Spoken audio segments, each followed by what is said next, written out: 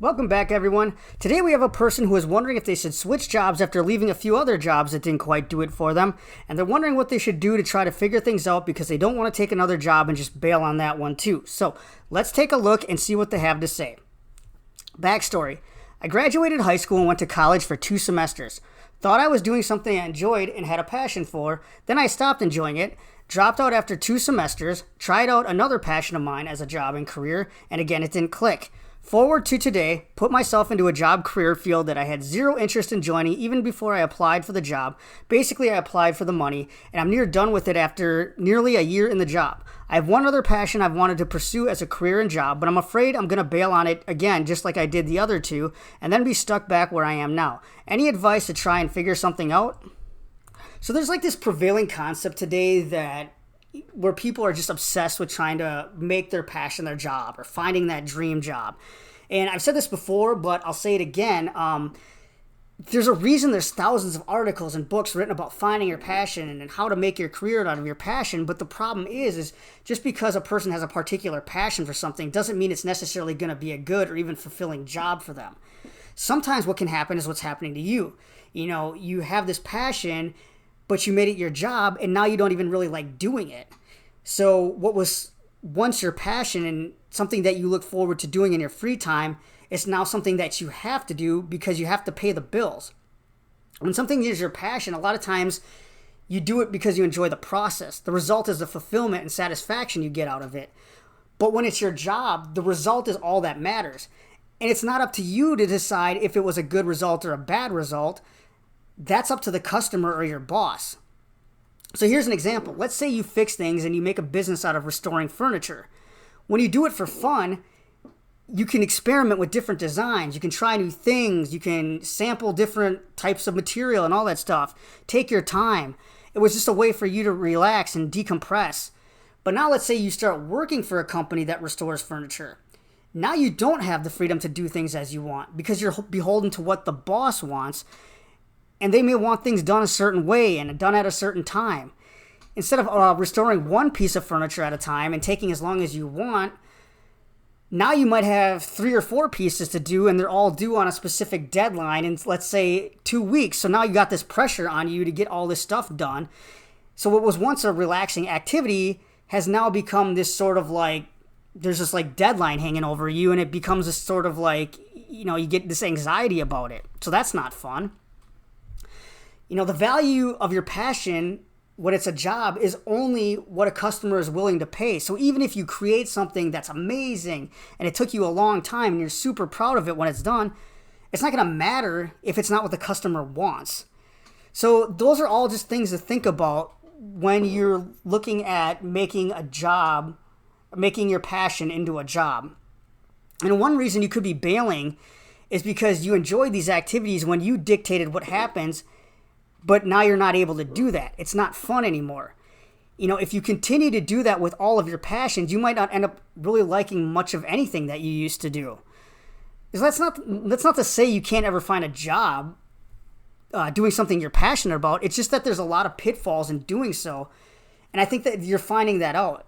Some things should just stay as fun as an activity. And I think that's part of the problem we have with people obsessing over finding that perfect dream job where you do the things that you love for work. So, you know, keep that in mind.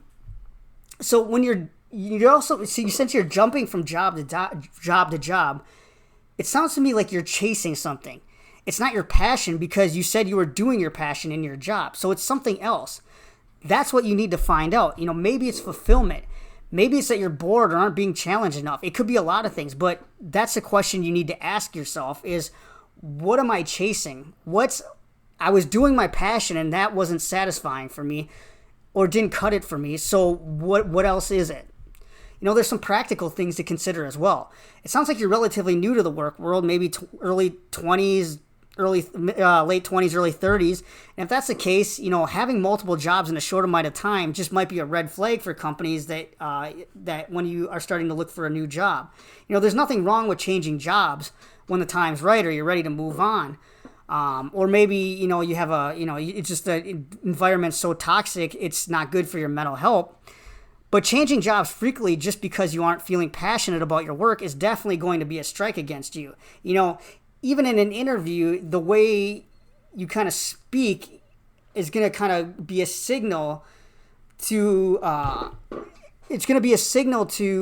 future employers that you're just kind of not committal, and they're not going to be really excited to hire somebody that looks like there's a good chance they may leave in 6 months.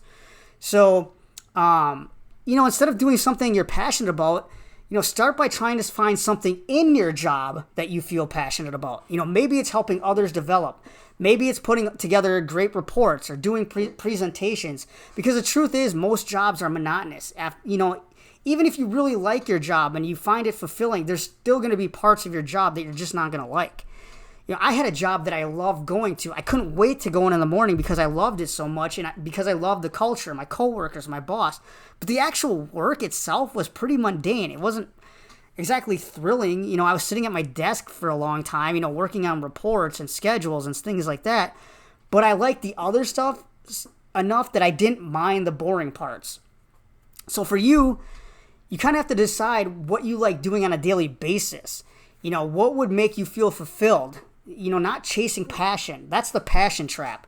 The other thing about passion is what you may be passionate about now might not be what you're passionate about in 5, 10, 15 years from now, because your passions are going to change. When I was in my late teens, early 20s, I was passionate about video games. Now in my mid 30s, I'm more passionate about development, investments, philanthropy, etc.